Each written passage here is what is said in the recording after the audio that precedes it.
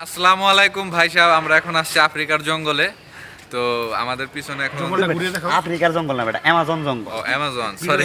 Pause করে দাও, আপনি নতুন করে স্টার্ট করো। আসসালামু আলাইকুম বন্ধু বান্ধব, কেমন আছেন সকলে? আশা করি সবাই ভালো আছেন।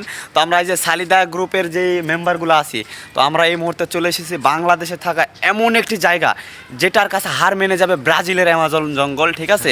তো আপনাদের দেখাবো এখন আমাদের সেই অ্যামাজন জঙ্গলটা। আমরা এখন এটার প্রবেশদ্বারে দাঁড়িয়ে আছি।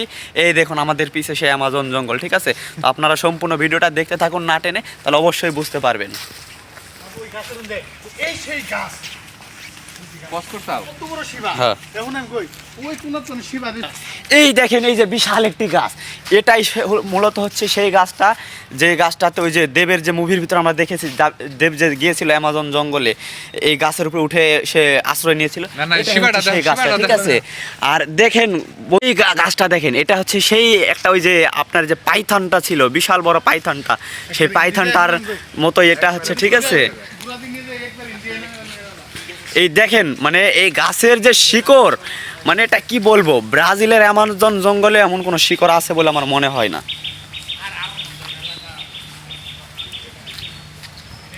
দেখেন জাস্ট একবার এটা দেখেন, শিকড়টা কত বড় এরিয়া নিয়ে।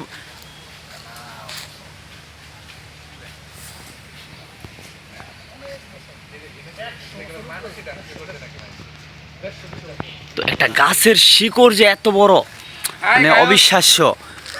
এই জঙ্গলটা, এটা হচ্ছে মূলত গাছটা সম্ভবত উপরে গেছে, ঠিক আছে? তো এখানেই হচ্ছে সেই,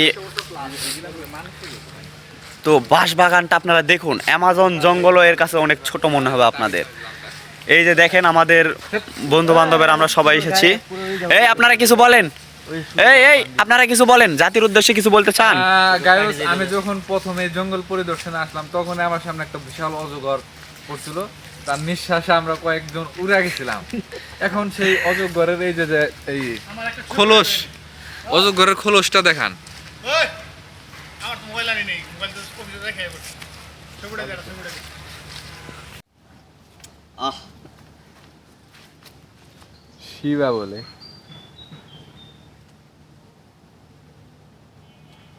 আসতে দে, মেলা জোরে দিতে আসিস তুই। জোরে দিল রে, কই কেমন কথা এত জোরে দিলাম রে, এই পাশে বাড়ি যাওয়া ঠাকুরি দুল দুল দুলুনি রঙ্গমত